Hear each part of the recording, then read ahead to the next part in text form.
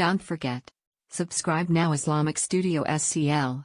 And press the bell icon and like and share now. اللہ نے یہ دنیا بنائی، یہ تم بھی مانتے ہو، اور اللہ نے اگر یہ دنیا بنائی ہے تو اس اللہ کی دنیا میں اس اللہ کی مرضی کے خلاف غیر مسلم آئے کہاں سے؟ اگر غیر مسلم ہے تو اس کا مطلب تمہارے اللہ میں کوئی اوقات نہیں ہے۔ اگر تمہارے اللہ میں اوقات ہے تو سیدھے سیدھے مسلمان بنا کے پیدا کرے نا۔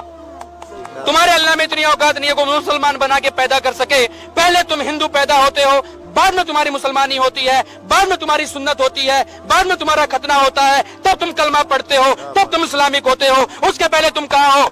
سچائی کو سویکار کرو۔ سچائی کو سویکار کرنے کی ہمت ہونی چاہیے، اتنا گٹس ہونا چاہیے، اتنی اوقات ہونی چاہیے، اتنا آتم وشواس آپ کو صرف ہندوؤں میں، بھارتی پرمپراؤں میں، ویدک پرمپراؤں میں ہی ملتا ہے، انیتھا کہیں اور نہیں ملے گا۔ جب پیدا انسان ہوتا ہے اسی وقت کیوں نہیں ختنے کے ساتھ پیدا ہوتا ہے؟ اچھا سوال ہے۔ اور ختنہ کرنا کیا ضروری ہے؟ یہ سوال پہلے پوچھا گیا تھا۔ اللہ سبحانہ و تعالیٰ اگر چاہتا تھا تو اس کے لیے آسان تھا کہ جب بچہ پیدا ہوتا ہے لڑکا تو اس کا پریپیوز ختنے کے ساتھ پیدا ہو سکتا تھا، کہ بچہ پیدا ہونے کے پہلے یہ this prepuce acts as a protection. So medically جب بچہ پیدا ہوتا ہے this prepuce acts as a protection, تو میڈیکلی اچھا ہے، پوائنٹ نمبر 1۔ لیکن پیدا ہونے کے بعد اس پریپیوز کو کاٹنا، ختنہ کرنے کے کئی فائدے ہیں، اور اس سے یہ پتہ چلتا ہے جب ایک لڑکا یا آدمی کی ختنہ ہوتی ہے اس کے بہت کم چانسز ہے to have cancer of the penis کے کینسر ہونے کے چانسز بہت کم ہیں۔ آج کی سائنس یہ کہتی ہے کہ اگر ختنہ نہیں ہوگا تو کئی بیماریاں پینس کی ہو سکتی ہے۔ They can be inflammation of the penis, کئی بیماریاں ہو سکتی۔ اور آج سائنس یہ بھی کہتی ہے کہ جس انسان کی بچپن میں ختنہ ہوتی ہے اس کو ایڈز کے چانسز کم ہیں۔ لیکن اللہ سبحانہ و تعالیٰ نے کیوں انسان کو جب پیدا ہوا لڑکا تو ختنے کے ساتھ کیوں نہیں پیدا کیا؟ پوائنٹ نمبر 1 میں نے کہا کہ میڈیکلی اٹ پروٹیکٹس، جو پروٹیکشن نہیں رہے گا، اور دوسرا یہ اللہ کے رسول کی سنت ہے، انہوں نے کہا کہ لڑکے کی ختنہ ہونا چاہیے۔ اللہ تعالیٰ دیکھنا چاہتا ہے کہ آپ اس کے پیغام پہ عمل کرتے ہیں کہ نہیں، اس کے پیغام پہ عمل کرتے ہیں کہ نہیں۔ مثال کے طور پہ کئی چیز اللہ نے بنائی، زہر، آپ پوچھیں گے کہ زہر پینا حرام ہے تو اللہ نے زہر کیوں بنائی؟ اللہ تعالیٰ نے کہا ہے کہ آتم ہتیا کرنا حرام ہے۔ اللہ دیکھنا چاہتا ہے کہ آپ اس کی تعلیمات پہ عمل کرتے ہیں کہ نہیں، اس کے احکامات پہ عمل کرتے ہیں کہ نہیں۔ تو یہ بھی آپ کے لیے ٹیسٹ ہے۔ میرا سوال ہے کہ نان مسلم جب اسلام قبول کرتا ہے تو پھر اسے ختنہ کرنا ضروری ہے؟ بھائی کا سوال ہے کہ جب نان مسلم اسلام قبول کرتا ہے تو ختنہ کرنا ضروری ہے، کیا فرض ہے؟ اسلام میں جب غیر مسلمان اسلام قبول کرتا ہے تو ختنہ کرنا، سرکمسیشن کرنا فرض نہیں ہے، بہتر ہے۔ یہ سنت ہے، سنت موقدہ ہے، بہتر ہے لیکن فرض نہیں ہے۔ اگر کوئی کہتا میں ختنہ کرنا نہیں چاہتا ہوں، کیا مسلمان بن سکتا ہوں؟ بن سکتے، لیکن بہتر ہے کہ کرے۔ کیوں؟ میں ڈاکٹر بھی ہوں اور میڈیکل سائنس یہ کہتی ہے کہ ختنہ کرنے کے کئی فائدے ہیں۔ مثال کے طور پہ آج کی سائنس کہتی ہے کہ اگر جو انسان ختنہ کرتا ہے اسے کینسر آف دا پینس ہونے کے چانسز بہت کم ہیں، کینسر آف دا پینس ہونے کے چانسز کم ہیں۔ جب ایک انسان کا ختنہ نہیں ہوتا ہے اسے کہتے ہیں پریپیوس۔ یہ پریپیوس کی وجہ سے کتنی نجاست رہتی ہے۔ جب آپ اپنے حاجت کے لیے جاتے، کال آف نیچر کے لیے جاتے، اس وقت کئی قطرے آپ کے پینس میں رہتے، اس سے کئی بیماری ہو سکتی، ایچنگ ہو سکتا ہے، ڈیزیز آف دا پریپیوس ہو سکتا ہے، پریپیوسائٹس ہو سکتا ہے۔ جب کوئی انسان ہم بستری کرتا ہے اس وقت بھی سیمن رہ جاتا ہے، منی رہ جاتے، اس سے کئی بیماری ہو سکتے۔ اسی وجہ سے آج سائنس کہتی ہے ختنہ کرنا بہتر ہے۔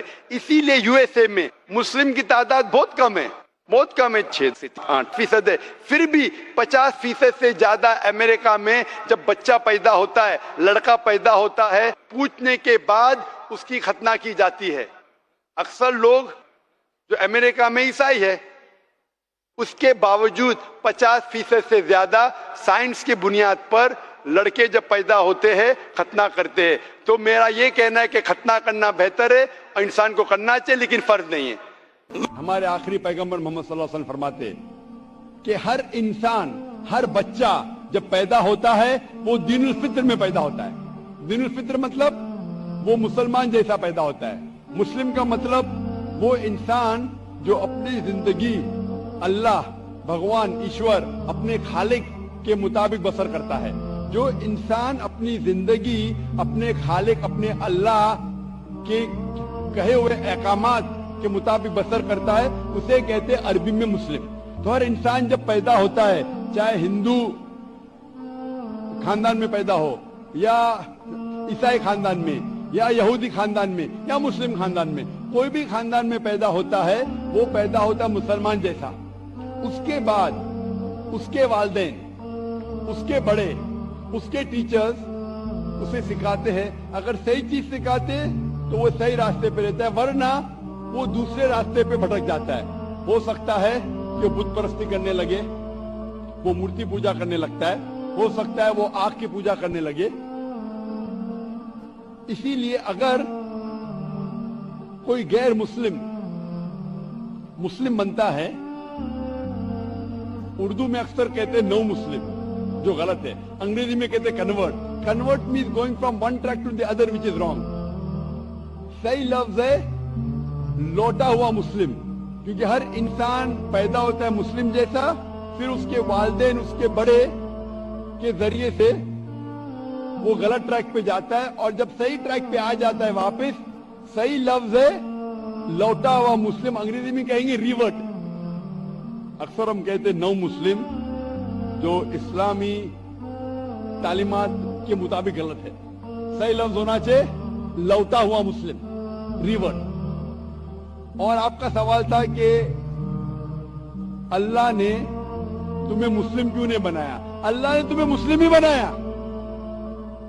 ہو سکتا ہے کہ بچپن میں آپ کے بڑے، آپ کے والدین، آپ کے ٹیچر آپ کو صحیح راستہ نہیں دکھا سکے اور آپ غلط راستے پہ گئے، لیکن اس کے باوجود آپ اللہ کو دوشی نہیں ٹھہرا سکتے. آپ یہ پوچھ سکتے کہ اللہ نے کیوں مجھے ہندو خاندان میں پیدا کیا؟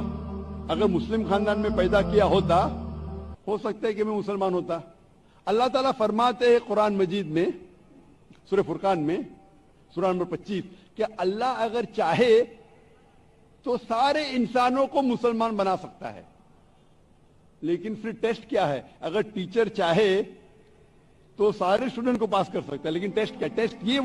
ٹیسٹ وہ ہوتا ہے کہ ٹیچر صحیح تعلیم دینے کے بعد امتحان لیتا ہے. جو آدمی صحیح جواب دیتا ہے وہ پاس ہوتا ہے، جو غلط دیتا ہے فیل ہوتا ہے. تو اللہ تعالیٰ نے سارے انسانوں کو اپنا آخری پیغام دے چکا ہے قرآن مجید.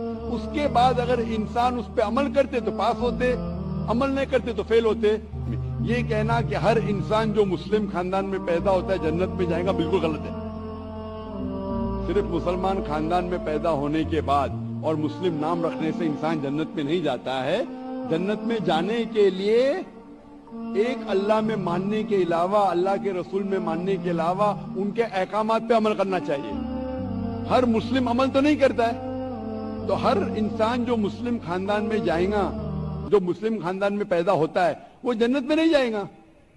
لیکن اللہ تعالیٰ یہ فرماتے ہیں کہ ہر انسان کو سورہ فصلت میں سورہ نمبر 41 آیت نمبر 53 اللہ تعالیٰ فرماتے سنوریم آیاتنا فی الآفاق وفی انفسہم حتی یتبین انہ الحق، کہ بہت جلدی ہم آپ کو اپنی نشانیاں دکھائیں گے. اللہ تعالیٰ فرما رہے انسانوں سے کہ جلد ہم آپ کو ہماری نشانیاں دکھائیں گے ہورائزنز میں، تاکہ آپ پہ واضح ہو جائے کیا حق ہے، کیا اللہ ایک ہے، اللہ کے علاوہ کوئی معبود نہیں. لیکن حق ظاہر ہونے کے بعد کہ اگر میں اسلام قبول کروں تو ہو سکتا ہے کہ میرے دوست مجھے چھوڑ دیں گے، ہو سکتا ہے کہ میرے والدین مجھے جائیداد سے دخل کر دیں گے، ہو سکتا ہے کہ مجھے میرے تجارت میں نقصان ہو. تو یہ سب چیزیں انسان کو बहुत बार भटकाती है और हक कबूल करने से रोकती है, लेकिन आखिरत के दिन के ऊपर आप ये अल्लाह से कंप्लेन नहीं कर सकेंगे कि मुझे किसी ने भी इस्लाम के बारे में नहीं कहा। और आपको भी, आप आज इस मजलिस में आ चुके हैं और मैंने लाखों लोग के सामने आपको वादे किया है कि खुदा एक है, उसके अलावा कोई माबूद नहीं और मोहम्मद सल्लल्लाहु अलैहि वसल्लम उसके आखिरी पैगंबर है। अगर आज आप इस बात को नहीं मानेंगे तो कल आप ये कंप्लेन नहीं कर सकेंगे, आप शिकायत नहीं कर सकेंगे अल्लाह से कि मुझे पता नहीं था। बाकी लोग कर सकेंगे क्या नहीं वो बाद में देखा जाएगा।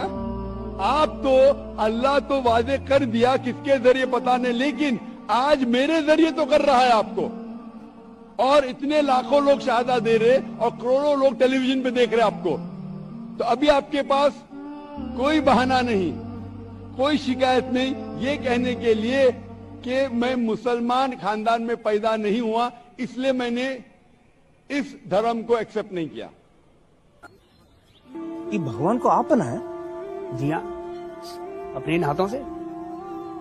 आप भगवान को बनाया कि भगवान आपको? भैया भगवान ने हम सबको बनाया है, हमने तो सिर्फ इनकी मूर्तियां बनाई हैं। काहे बनावा तो उनकी मूर्त? ताकि हम इनकी पूजा कर सके, अपनी सुख दुख की बातें कर सके। करे भीतर ट्रांसमीटर फिट है का? भगवान तक बात पहुंचत कैसे है? हा? अरे भगवान को किसी ट्रांसमीटर की जरूरत नहीं पड़ती, वो डायरेक्टली सुन लेता है। डायरेक्टली सुनत है तो फिर ये मूर्त की क्या जरूरत है?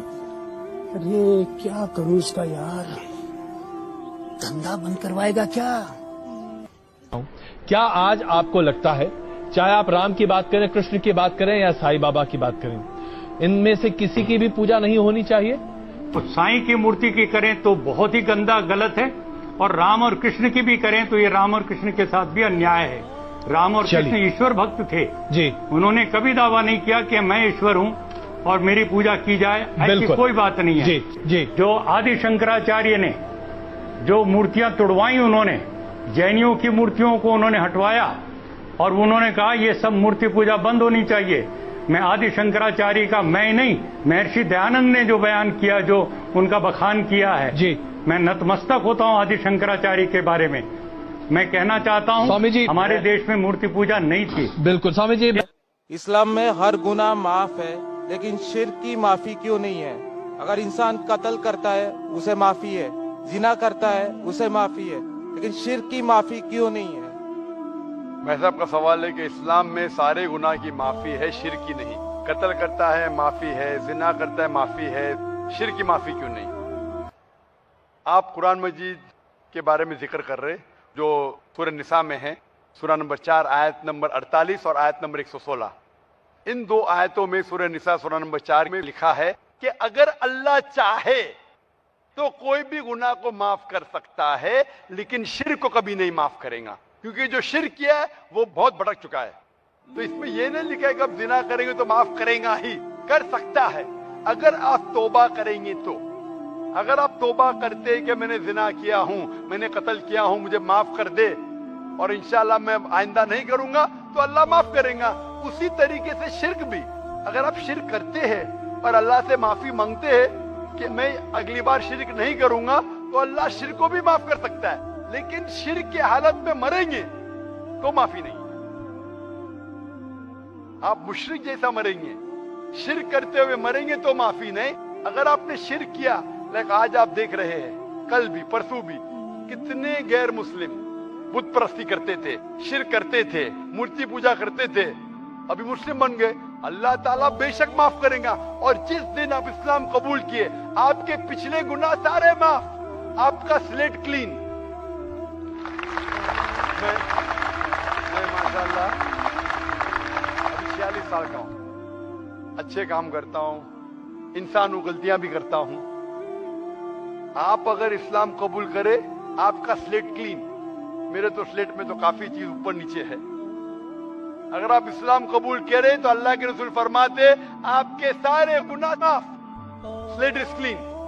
तो आप एक साफ सुथरे मुसलमान बनते, इसके बाद हिसाब किताब शुरू होगा। मैं पूछना चाहता हूं, आप मूर्ति पूजा में मानते हैं भाई साहब? जी मानते हैं। क्यों, आपको लगता नहीं गलत है? आप क्या हिंदू है? जी।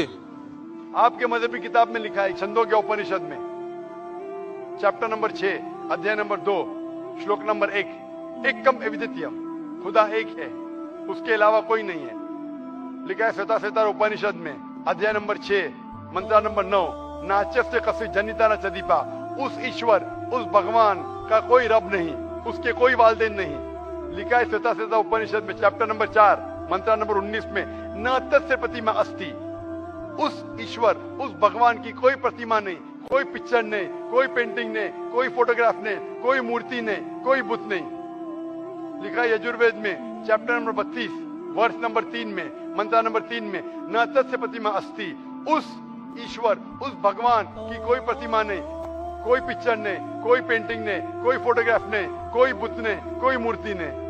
तो साफ तौर पे कई जगह आप हिंदू की मजहबी किताब में लिखा है कि मूर्ति पूजा गलत है, तो क्यों आप मूर्ति पूजा करते हैं भाई साहब?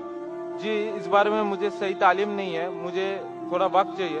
मैं इतने हवाले दे रहा हूँ कि आपको लगता है कि मैं फेंकते जा रहा हूँ, हवाले के हवाले दे रहा हूँ, आप नोट कीजिए जी। या इंटरनेट पे जाइए, आप टाइप करो, वेद भी इंटरनेट के ऊपर है, कुरान भी इंटरनेट के ऊपर है, टाइप करो, रेफरेंस टाइप करो, आपको हवाला मिल जाएगा।